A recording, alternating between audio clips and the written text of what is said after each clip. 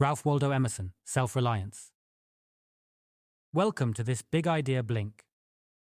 The concept we've selected to explore further revolves around the virtue of individualism as championed in the essay Self-Reliance. The intriguing angle? Emerson's radical stance in the 19th century, advocating for individual judgment and self-reliance in an era that emphasized societal acquiescence. Celebrating individuality over conformity. Imagine living in a world where your independent thoughts and ideas are not just recognized, but celebrated. Now, imagine how revolutionary this must have felt in the 19th century. That's precisely the perspective Ralph Waldo Emerson advocated for in his essay, Self-Reliance.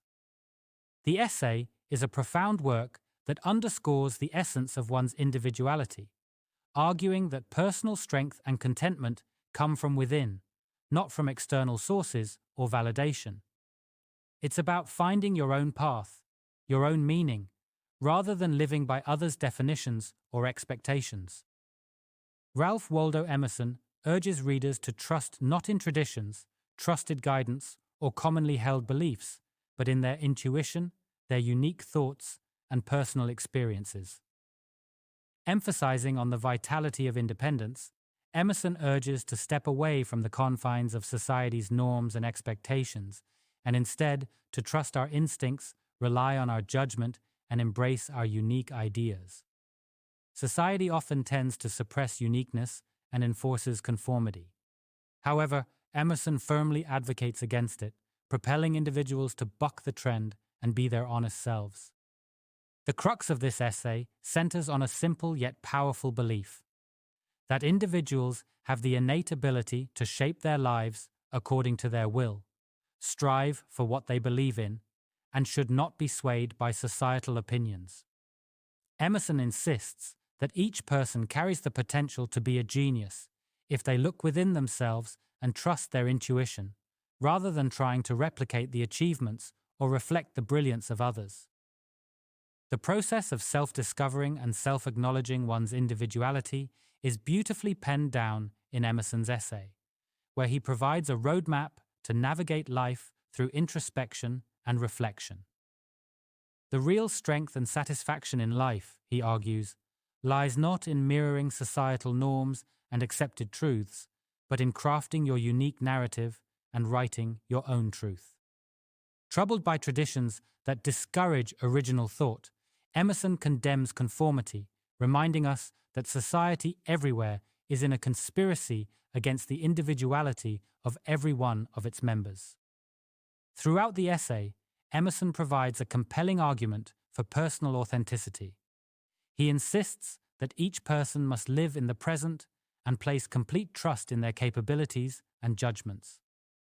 He expresses the need for individuals to understand and appreciate their unique life journeys, as each person's journey in life is unique, marked by their triumphs and trials, their joy and sadness, their victories and falls. Self-reliance talks about believing in ourselves in a world that constantly urges us to be someone else, someone more acceptable. The essay serves as a guide and motivation to all those who struggle with the societal pressures of conformity. A reminder that your ideas and values are valid and significant. Emerson uses several examples to illustrate his points about individuality and self-reliance. A compelling one relates to the idea of great individuals from history, such as great artists and thinkers.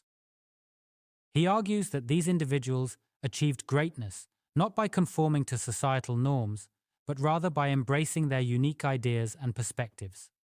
He brings out the example of great minds like Socrates and Jesus, asserting that they were misunderstood and deemed radical in their times, because their teachings and philosophies did not conform with society's accepted wisdom.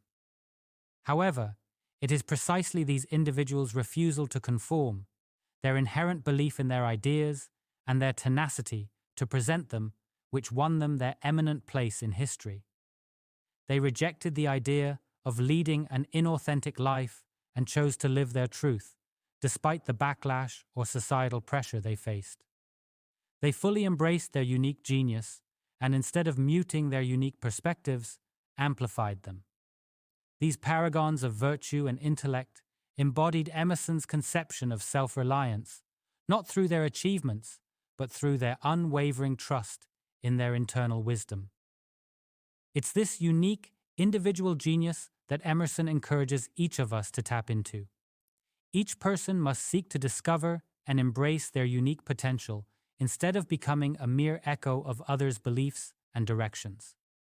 By trying to imitate others, we are killing our own potential and identity. Through these historical figures, Emerson effectively gives examples that amplify the importance and impact of his central theme, self-reliance. This demonstration serves not only as an affirmation of his broader points about individuality and nonconformity, but also provides readers with clear examples to emulate in their quest for self-reliance.